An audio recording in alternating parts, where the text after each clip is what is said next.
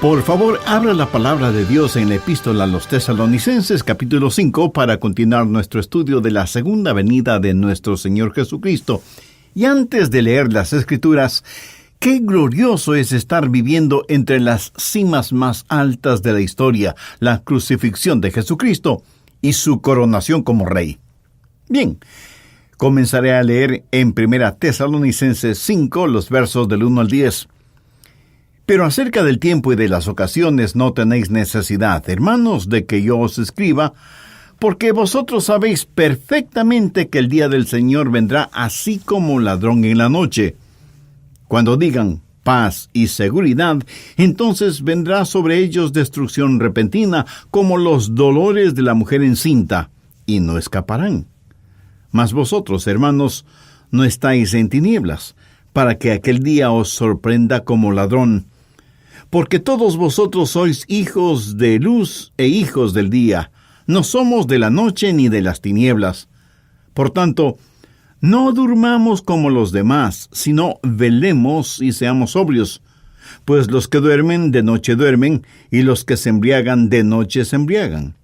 Pero nosotros que somos del día, seamos sobrios, habiéndonos vestido con la coraza de fe y de amor, y con la esperanza de salvación como yelmo. Porque no nos ha puesto Dios para ira, sino para alcanzar salvación por medio de nuestro Señor Jesucristo, quien murió por nosotros, para que ya sea que velemos o que durmamos, vivamos juntamente con Él. Sacadas de este pasaje, hay 4 verdades que quiero dejar en su corazón. Son 4 admoniciones básicas vistas a la luz de la segunda venida del Señor. Primero, debemos aprender sobre su venida. Miremos los versos 1 y 2. Pero acerca del tiempo y de las ocasiones, no tenéis necesidad, hermanos, de que yo os escriba, porque vosotros sabéis perfectamente que el día del Señor vendrá así como ladrón en la noche. Y eso es lo que yo quiero para usted, que sepa perfecta y completamente. Es evidente que el apóstol Pablo ya había instruido a esos hermanos acerca del regreso del Señor, y al respecto ellos habían aprendido 2 cosas: la certidumbre o certeza de su venida y la incertidumbre del cuándo. Por eso el apóstol habla de los tiempos y las ocasiones, y lo que les está diciendo es que no les iba a dar una fecha. Aquí quiero decir enfáticamente que cualquiera que pone fecha para la segunda venida de Cristo está caminando peligrosamente en el campo de la blasfemia. Porque la Biblia enseña, en las palabras del mismo Señor Jesucristo, que el día y la hora de su regreso nadie lo sabe, sino únicamente su Padre. Antes de que Jesús ascendiera a los cielos, sus discípulos le preguntaron eso. Veamos Hechos 1, versos 6 y 7. Entonces los que se habían reunido le preguntaron diciendo: Señor, ¿restaurarás el reino a Israel en este tiempo? Y les dijo: No os toca a vosotros saber los tiempos o las sazones que el Padre puso en su sola potestad. Nadie sabe ni el día ni la hora del regreso del Señor.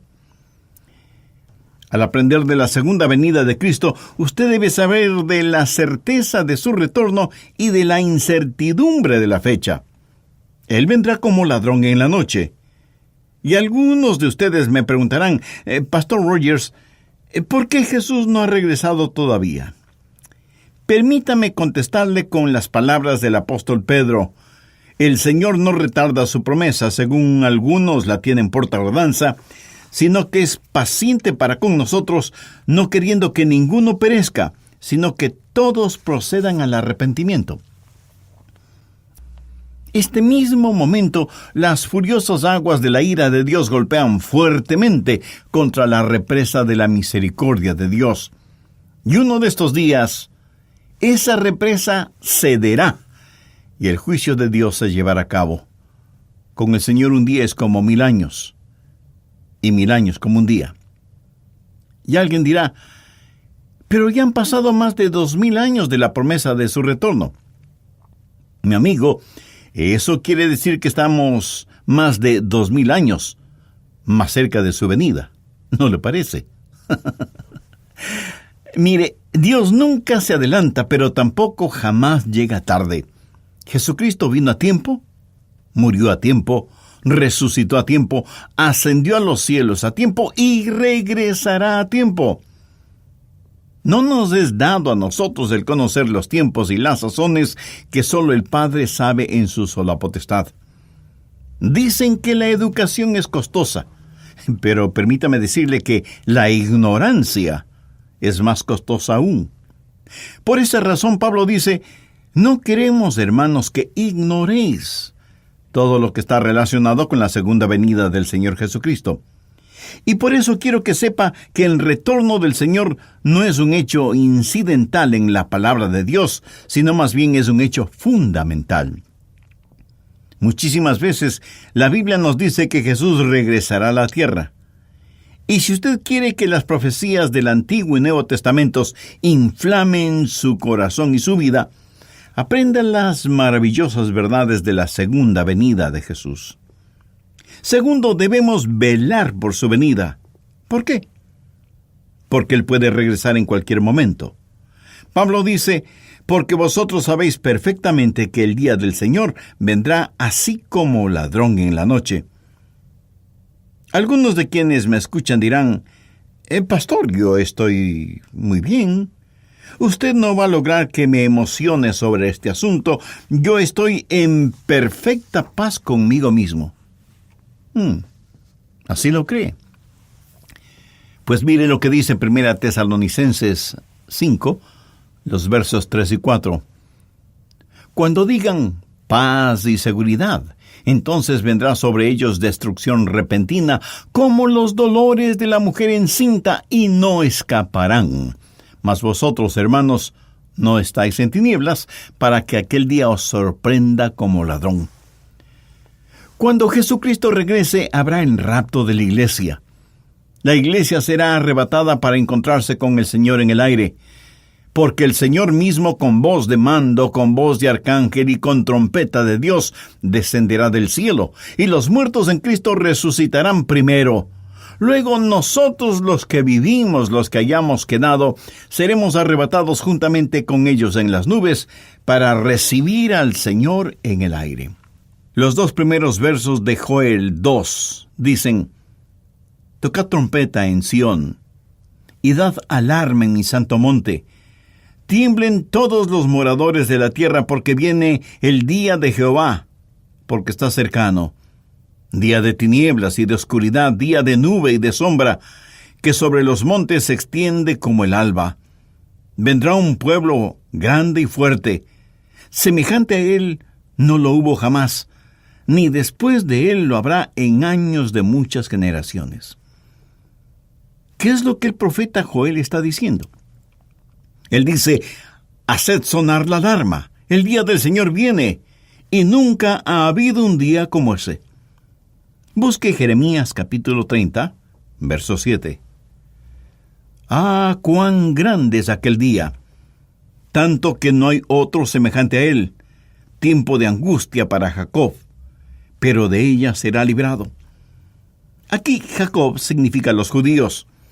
O sea que los judíos vendrán al conocimiento de Dios durante la tribulación. Daniel 12:1. Y será tiempo de angustia, cual nunca fue desde que hubo gente hasta entonces. Mateo 24:21. Jesús dijo: porque habrá entonces gran tribulación, cual no ha habido desde el principio del mundo hasta ahora, ni la habrá. Nunca ha habido un tiempo como ese. Y a eso se refiere el apóstol Pablo cuando dice que el día del Señor se acerca como ladrón en la noche. Si Jesucristo viniera este momento, aquellos que son salvos serían arrebatados. Pero los que se queden tendrían que enfrentar la gran tribulación, o sea, el día del Señor, que será un tiempo como nunca antes ha habido. Usted puede tomar todos los horrores que este mundo ha conocido, y todos ellos juntos no serán ni un pálido reflejo de lo que será el día del Señor. Entonces, primero, será un día solemne. Segundo, será un día de sorpresas. Pablo dice que Jesús vendrá como ladrón en la noche. La gente estará viviendo con una sensación de paz y de seguridad. Por eso, yo no creo que la iglesia experimentará la gran tribulación. El mundo será tomado por sorpresa cuando la gente esté viviendo normalmente sus vidas y el Señor regrese. Y Jesús dijo que esos días serán como los de Noé. Busque Mateo 24, verso 37, en donde Jesús dice: «Mas como en los días de Noé, así será la venida del Hijo del Hombre». Ahora note lo que Jesús dice en los versos 38 y 39. «Porque como en los días del diluvio estaban comiendo y bebiendo, casándose y dándose en casamiento, hasta el día en que Noé entró en el arca, y no entendieron hasta que vino el diluvio y se los llevó a todos. Así será también la venida del Hijo del Hombre». Tercero, será un día seguro. Note lo que dice la segunda parte del verso 3. Como los dolores a la mujer encinta. Lo que Pablo dice es que este mundo está preñado, o sea, lleno de juicio. Y el día de su juzgamiento es tan seguro que llegará como seguro es que una mujer encinta dé a luz. Nuestro mundo está en la ruta de una colisión con el juicio. Leí de un almirante en la Marina que estaba dirigiendo maniobras navales. Era de noche. Y uno de los marineros reclutas vino y le dijo: «El barco se dirige hacia una luz fija. ¿Qué debemos hacer?». El almirante responde: «Envíen el siguiente mensaje. Altere su curso 30 grados a la derecha». Enviaron ese mensaje hacia la luz no identificada y recibieron la siguiente respuesta: «Ustedes deben alterar su rumbo 30 grados a la derecha». El almirante dijo: «Envíen otro mensaje. Este es un buque de guerra. Cambien su curso 30 grados a la derecha». Les respondieron: «Es mejor que ustedes cambien su curso 30 grados». Ahora el almirante está realmente enojado y ordena: «Envíen el siguiente mensaje. Soy un almirante de la Marina, estoy en un buque de guerra y les ordeno cambiar su curso 30 grados a la derecha inmediatamente». Y vino la respuesta: «Yo solo soy un marinero de tercera clase, estoy a cargo de este faro, y les sugiero cambiar su curso 30 grados a la derecha inmediatamente o se estrellarán contra las rocas». Mi amigo, el faro de la luz de Dios no se va a mover ni un solo grado a ningún lado, se lo puedo asegurar. Tercero, debemos vivir por su venida. Primera Tesalonicenses 5, desde el verso 5. «Porque todos vosotros sois hijos de luz e hijos del día. No somos de la noche ni de las tinieblas. Por tanto, no durmamos como los demás, sino velemos y seamos sobrios.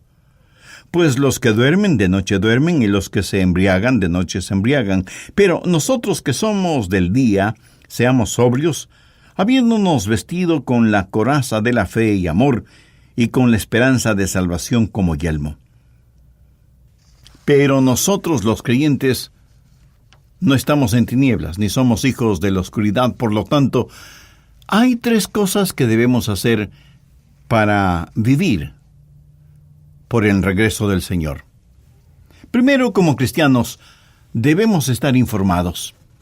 Nosotros, los hijos de Dios, somos los únicos que podemos entender lo que está sucediendo. Pero esto no debe envanecernos. El Dr. Vance Havner, quien ya está en el cielo, solía decir: «Usted puede darle a un hijo de Dios una Biblia y una vela, ponerlo en una celda oscura, y él sabrá más de lo que sucede en el mundo que muchos de los pseudo sabios religiosos y políticos juntos. No estamos en la oscuridad como para que el día de Dios nos sorprenda como ladrón en la noche. Somos hijos de luz, no de las tinieblas». Y la única manera de ser hijos de luz es siendo hijos de Dios. Y solo podemos ser hechos hijos de Dios al arrepentirnos de nuestros pecados y recibir al Señor Jesucristo en nuestras vidas. Por lo tanto, hay 3 cosas que debemos hacer para vivir por el regreso del Señor. Primero, como cristianos, debemos estar informados. Segundo, como cristianos, debemos estar despiertos. Mire lo que dice el verso 6, por tanto, no durmamos como los demás, sino velemos y seamos sobrios. Necesitamos estar despiertos y alertas. ¿Sabe cuál es el problema con muchas iglesias en nuestros días? Que ya no predican la segunda venida de Jesucristo. Piensan que es una doctrina rara y obsoleta. Y muchos de los mensajes modernos no pasan de ser cuentitos de hadas y canciones de cuna. Mientras tanto, el reloj de alarma de Dios está sonando en todo el mundo. Y Dios está diciendo a su iglesia corporativamente y a cada creyente individualmente, ¡despierten! Me da la impresión de que muchos creyentes van a sus iglesias con un letrerito colgado a su cuello que dice, por favor, no moleste. Y aunque es duro admitirlo, pero es la realidad, algunos van al servicio dominical de sus iglesias únicamente a dormir. ¿Qué es lo que Dios está diciendo? Despierten, estén alertas, el tiempo se acerca. Tercero, como cristianos, debemos estar alerta y vestidos. El verso 8 dice, pero nosotros que somos del día. El apóstol está haciendo referencia a aquellos que saben que es tiempo de despertarse, levantarse y prepararse. ¿Cómo debemos vivir en esta época en la cual vivimos? Vistiéndonos con la coraza de la fe y de amor, y con la esperanza de salvación como yelmo. Amor hacia Dios y amor hacia el prójimo, protegiendo nuestro corazón con el escudo de la fe y protegiendo nuestros pensamientos con el yelmo o casco de la esperanza. ¿Qué significa vestido con la coraza de la fe y amor y con la esperanza de salvación como yelmo? ¿Significa que usted espera ser salvo, no tiene la absoluta seguridad, pero tiene la esperanza de salvarse? De ninguna manera. Aunque lo he dicho muchas veces, vale la pena el repetirlo una vez más. Cuando la Biblia usa la palabra esperanza, no la usa en el sentido en que la mayoría de las personas la utilizan. Por ejemplo, 2 jóvenes conversan de su deporte favorito y uno de ellos dice, ¿crees que nuestro equipo ganará el juego? Y el otro responde, espero que sí. La palabra bíblica esperanza es una certeza divina basada en la palabra de Dios. ¿Me escuchó? La palabra esperanza en la Biblia significa una certeza divina basada en la palabra de Dios. Por ejemplo, la segunda venida del Señor Jesucristo se la identifica como la bendita esperanza. Eso no significa que tal vez Él pudiera regresar. Significa que casi no podemos esperar que Él retorne y sabemos positivamente que Él vendrá porque es una promesa de Dios y está en su palabra. Y usted debe vestirse con esta esperanza de salvación, esta divina certidumbre basada en la palabra de Dios. Anote 1 Juan 5:13. Estas cosas os he escrito a vosotros que creéis en el nombre del Hijo de Dios, para que sepáis que tenéis vida eterna y para que creáis en el nombre del Hijo de Dios. Yo estaría paralizado de terror si viviera en este mundo sin tener la absoluta seguridad de que soy salvo. Así que es mejor que usted proteja su corazón, proteja su mente, esté siempre vestido con la coraza de la fe y del amor y con el yelmo de la esperanza de salvación basado en la palabra de Dios. ¿Cómo debemos vivir frente a la realidad de la inminente segunda venida del Señor Jesucristo? Debemos estar alertas, despiertos, vestidos y listos para la acción, permaneciendo sobrios y animándonos unos a otros, edificándonos unos a otros. Sinceramente anhelo que usted esté entendiendo esto, no solo académicamente, en su mente, sino espiritualmente, en su corazón. ¿Sabe que Dios tiene un propósito al haberle permitido a usted el escuchar este mensaje? Porque este mensaje, mi amigo, no es un concurso de oratoria, ni este programa es un club para socios de la Academia de la Lengua, ni somos una agrupación esotérica que nos gusta hablar de temas interesantes. Estoy compartiendo con usted la preciosa y verdadera palabra de Dios, y Dios nos está diciendo a usted, a mí, a nosotros, despierten, estén listos. El día del Señor se acerca. Así que no solo debemos aprender sobre su segunda venida, no solo debemos velar por su segunda venida, no solo debemos vivir para su segunda venida, sino que en cuarto lugar debemos anhelar su segunda venida. Necesitamos desear su regreso. Veamos los versos 9 y 10 de 1 Tesalonicenses. Porque no nos ha puesto Dios para ira, sino para alcanzar salvación, por medio de nuestro Señor Jesucristo, quien murió por nosotros, para que, ya sea que velemos o que durmamos, vivamos juntamente con Él. Yo no puedo hablar por usted, por supuesto, pero en cuanto a mí, yo anhelo, deseo ver cara a cara a aquel que murió por mí en la cruz del Calvario. Ansío ver al Señor Jesucristo. Casi no puedo esperar cuando mi fe se transforme en vista. Quiero estar con aquel que, sin haberle visto, le amo profundamente, y en quien me regocijo con gozo indescriptible y lleno de gloria. Oh, cuánto anhelo la segunda venida de Jesucristo. Y si no estoy físicamente en esta tierra para verla, eso quiere decir que ahí estaré gozando de su presencia y amistad en el cielo. En cualquiera de los dos casos, qué futuro maravilloso es el que me espera. Un mensaje bíblico como el presente ocasionará que alguien me pregunte: Pastor, ¿está tratando de asustarme? Mi amigo, solo si usted no es salvo se asustará. Si es salvo, estoy tratando de animarle. Mire lo que dice el verso 11. Por tanto, animaos unos a otros y edificaos unos a otros, así como lo hacéis.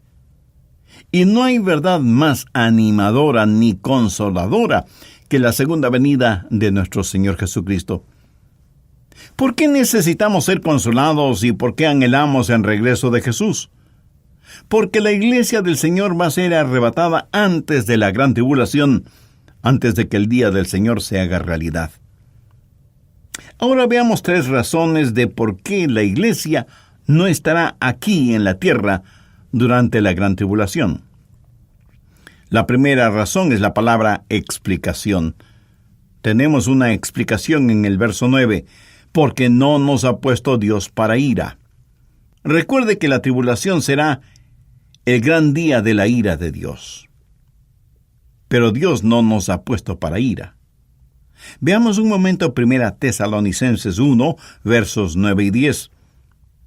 Porque ellos mismos cuentan de nosotros la manera en que nos recibisteis y cómo os convertisteis de los ídolos a Dios, para servir al Dios vivo y verdadero y esperar de los cielos a su Hijo, al cual resucitó de los muertos, a Jesús, quien nos libra de la ira venidera.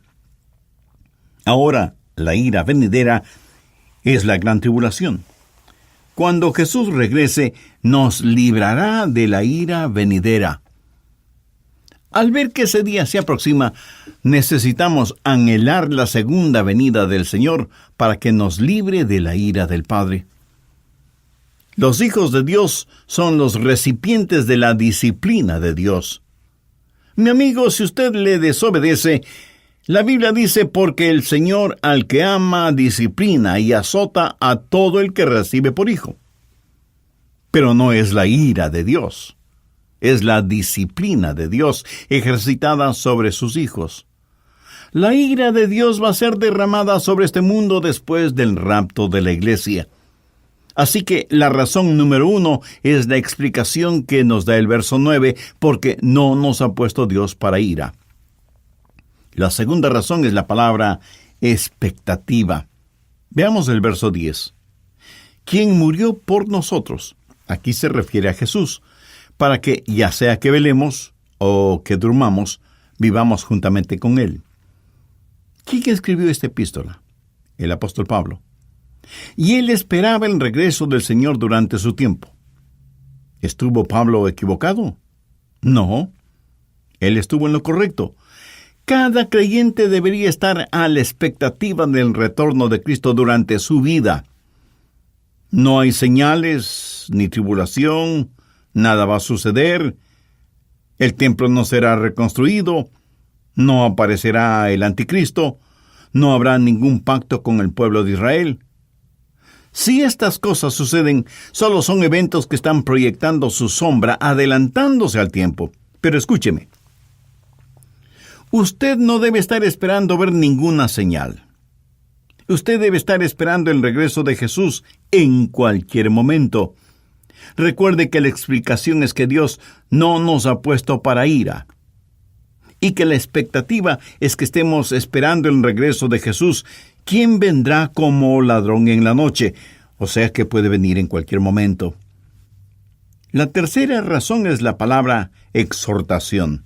Verso 11. Por lo cual, animaos unos a otros, y edificaos unos a otros. Es obvio que no tendríamos ningún consuelo si sabríamos que, en vez de estar esperando la segunda venida del Señor, solo estaríamos esperando la gran tribulación.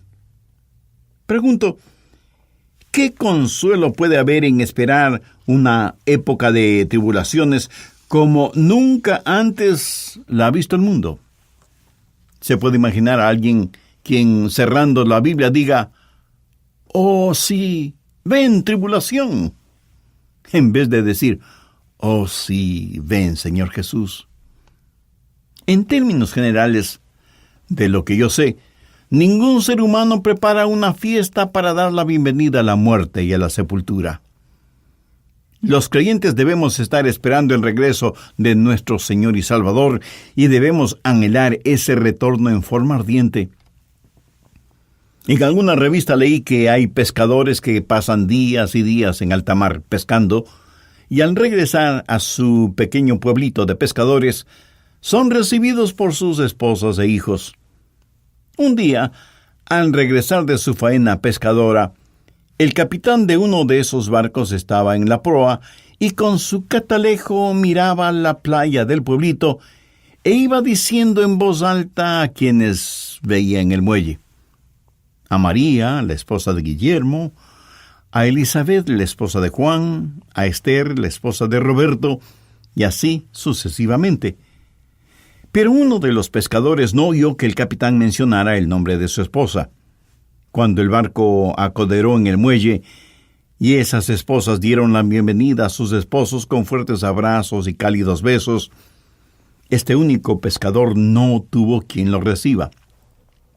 Y cabizbajo y apenado, lentamente caminó hacia el pequeño bohío que era su casa, y ahí estaba su esposa. Ella le dijo, «Cariño, qué bueno que estás en casa. Estuve esperando por ti». Y él le dijo, «Pero no estuviste esperando por mí en el muelle, como las demás mujeres estuvieron esperando por sus maridos». Mi amigo, no solo debemos estar esperando por Jesús, debemos estar velando por su llegada. La Biblia dice que hay una bendición especial para aquellos que están velando por el regreso del Señor. Debemos cada día aprender más y más sobre su venida. Debemos velar por su venida y debemos vivir por su venida y debemos anhelar, desear intensamente su venida. Creo que nuestra oración cotidiana al final de cada día debe ser, «Señor Jesús, ven pronto». Es mi más sincero anhelo que muchos de ustedes que escuchan este programa puedan decir, «Pastor Rogers, si Jesús viniera ahora mismo, sé que soy salvo. tengo la divina certidumbre de que estoy absolutamente listo para el rapto. Alabo a Dios por cada uno de ustedes que tiene esa seguridad. Pero habrá muchos oyentes que no pueden decir lo mismo porque aún no tienen una relación personal con el Señor Jesús, porque todavía no le han recibido en su corazón como Salvador y Señor. Quien quiera que usted sea, donde quiera que esté, si tiene un profundo deseo de hacer una decisión espiritual por Cristo ahora mismo, le invito a que converse con Dios por medio de una sencilla oración. Permítame guiarle en esa oración, pero use sus propias palabras. No trate de ser gramaticalmente correcto, simplemente converse con Dios en forma natural. Puede orar en voz alta o en voz baja, o lo puede hacer silenciosamente, en la intimidad de su corazón y de su mente. Padre eterno, sé que soy pecador y que necesito salvación. Ayúdame a entender totalmente que Jesús, tu amado Hijo, derramó su sangre y murió en la cruz para pagar con su propia vida la culpa de todos mis pecados, no solo para perdonarme, sino también para salvarme y limpiarme. Señor Jesús, con fe como la de un niño, te invito a que vengas a morar en mi corazón y seas mi Salvador y mi Señor. Te entrego el control total de mi vida. Tú eres el alfarero y yo soy el barro. Hazme la clase de persona que tú quieres que sea. Ayúdame mediante tu Santo Espíritu a conocer cada día más tu palabra para conocerte mejor a ti y obedecerte en todo. Ayúdame a vivir apercibido y anhelando tu regreso, sea que yo lo vea mientras me tienes con vida en esta tierra, o sea que determines que sea parte del rapto. Y porque tú, Jesús, moriste por mí, yo quiero vivir para ti. Ayúdame para que nunca me avergüence de ti, a pesar de las circunstancias adversas que puedo enfrentar, y ayúdame para que yo nunca sea una vergüenza para ti o para tu bendita palabra. Lo pido con agradecimiento en tu santo nombre. Amén.